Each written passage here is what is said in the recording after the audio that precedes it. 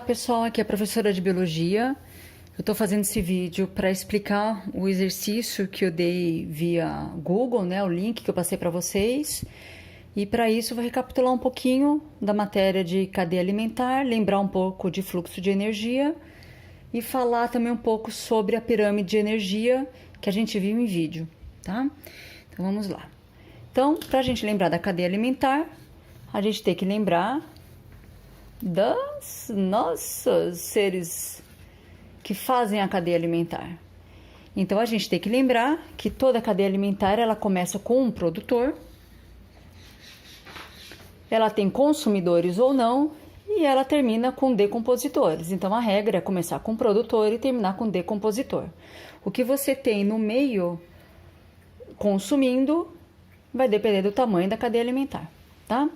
Então a gente lembra que a cadeia alimentar ela começa a partir do processo de fotossíntese, onde eu tenho a energia do sol, eu tenho o gás carbônico e a água, que elas fazem um processo de fotossíntese dentro da clorofila.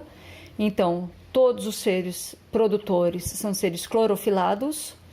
Se eles fazem sua própria energia através da energia solar, eles são seres autótrofos.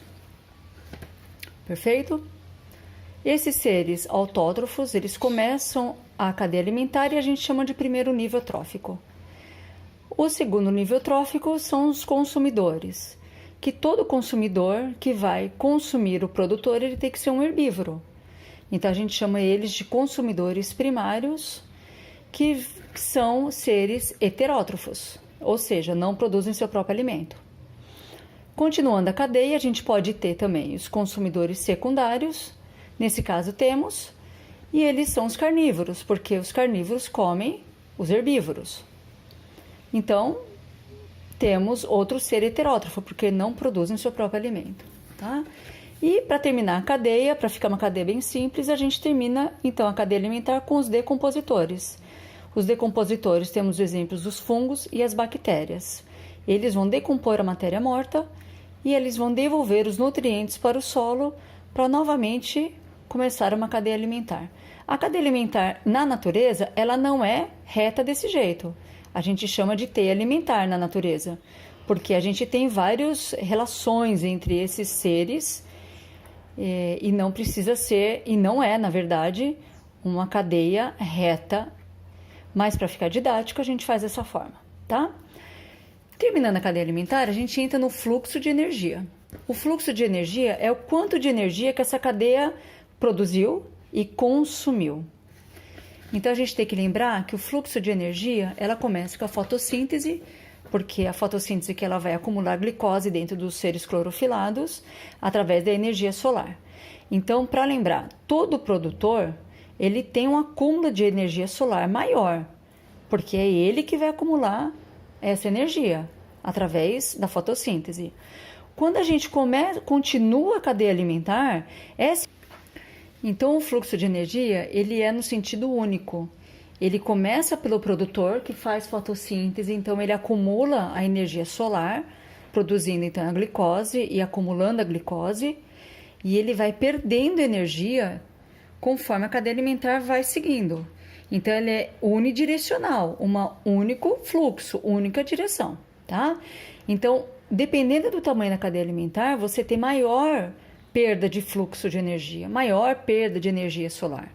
Por exemplo, se a gente for fazer o fluxo de energia nessa cadeia que eu mostrei, a gente tem o coelho se alimentando então dessa árvore, né, desse vegetal, e ele consome um pouco dessa energia solar, porque ele acumula, ele faz a respiração, ele gasta energia, ele cresce, ele se desenvolve, ele se reproduz. Então, ele acaba consumindo essa energia e acaba acumulando. Só que ele consome essa energia. O leão que vai comer o coelho, ele consome essa energia solar que foi acumulada no coelho e ele consome. Só que essa energia vai se perdendo através, porque a energia é do sol, tá? Então, agora nós temos a pirâmide ecológica, que são pirâmides que representam a energia, a quantidade de seres ou a quantidade de energia E aí a gente tem 3 tipos de pirâmide ecológica: a pirâmide de número, pirâmide de massa e a pirâmide de energia. Tá? Eu vou ler para vocês, me acompanhem na leitura para ficar mais fácil. Então, a pirâmide de número é a pirâmide que representa a quantidade de números em cada nível trófico, a quantidade mesmo de indivíduos, de seres em cada nível. Então, como por exemplo, se numa comunidade temos 500 mil ervas, que são produtores, 50 mil roedores herbívoros, que vão consumir esses produtores, 10 mil serpentes e 10 águias, a pirâmide de número é a seguinte. Então, a gente tem a base da pirâmide, é uma base maior, porque nós temos 500 mil ervas, então é uma base maior. Depois, essa base, em relação à pirâmide de números, ela vai diminuindo, porque agora temos 50 mil roedores. Então, nos produtores temos 500 mil. No consumidor primário, que são os roedores, temos 50 mil, então está diminuindo. No consumidor secundários, nós temos 10 mil serpentes. E depois, no último, consumidores, nós temos 10 águias. Então, em relação ao número de indivíduos, esse número diminui conforme a cadeia alimentar. Então, pense nessa pirâmide como uma cadeia alimentar. Eu tenho os produtores e os consumidores, tá? Então, o número desses vão diminuindo. Então, a gente chama de pirâmide de número, tá? Às vezes, a pirâmide ela pode se inverter. Então, vamos pensar no seguinte. Considere uma comunidade onde o número de produtor é baixo.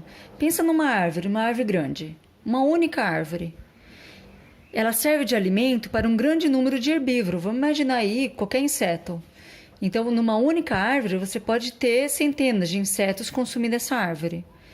E aí a gente tem depois a pirâmide se invertendo. Então, imagine aqui, eu tenho um produtor, uma única árvore, eu tenho centenas de insetos consumindo essa árvore, mas em contrapartida, o consumidor, vamos imaginar aí algumas aves que vão consumir esses insetos, eles diminuem a quantidade. Então, a gente chama isso de pirâmide invertida, tá? Então, também isso é possível, tá? E aí, nós temos a pirâmide, então, de biomassa.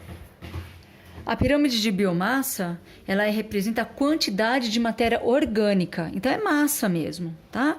Presente em cada corpo dos organismos, em cada nível trófico. Vamos dar um exemplo aqui. Se em uma comunidade temos as seguintes quantidades de biomassa em cada nível trófico, a pirâmide de biomassa será representada na figura. Vamos imaginar agora que eu tenho aqui na natureza, então, 100 mil quilos de ervas. Então, a gente pode imaginar uma floresta. Vamos imaginar dessa forma, tá? Então, uma floresta em relação a peso. Eu tenho 1.000 quilos de consumidores primários. Vamos imaginar que esses 1.000 quilos sejam os herbívoros. Alguns coelhos, algumas galinhas, alguns herbívoros. Então, eu tenho uma soma de biomassa. É soma mesmo, é peso. E aí, eu tenho os consumidores secundários, 100 quilos de consumidores secundários. Vamos imaginar que são cachorros do mato, são jaguatiricas. Então, a quantidade desses predadores, dos consumidores secundários, são menores do que esses herbívoros. Isso é natural, né? E temos aqui 100 quilos de consumidores terciários. Vamos imaginar, então, um mamífero maior. Vamos imaginar uma onça, parda, que vão caçar esses consumidores terciários. Então, isso é uma pirâmide de biomassa. Massa mesmo, peso por quilo, tá? Então, a gente pode imaginar dessa forma. E essa pirâmide de biomassa, ela também pode ser invertida. Vamos imaginar aqui um exemplo. Vamos imaginar um ecossistema aquático, né? Numa cadeia alimentar aquática, onde o fitoplâncton, que é o principal produtor, é aquele que faz fotossíntese, ele se reproduz rapidamente e possui um ciclo de vida curto. Em alguns momentos, a biomassa do fitoplâncton, então, o peso que eu tenho de fitoplâncton num determinado quadrado, ele pode ser menor do que antes. Ele pode ser menor do que a biomassa de seres de outros níveis, como os zooplânctons e os peixes. Essa situação faz com que a pirâmide da biomassa seja invertida. Então, vamos imaginar assim, eu tenho lá um determinado ponto de fitoplâncton. Como ele se reproduz rapidamente, mas também ele perde a vida rápido também, por ser consumido ou não, ele pode ter alguns momentos da pirâmide na cadeia alimentar que ele vai estar em menor quantidade do que os consumidores dele, que são os peixes, os zooplânctons. Tudo bem? E a terceira pirâmide, que é a pirâmide de energia, que indica a magnitude energética das interações tróficas em uma comunidade.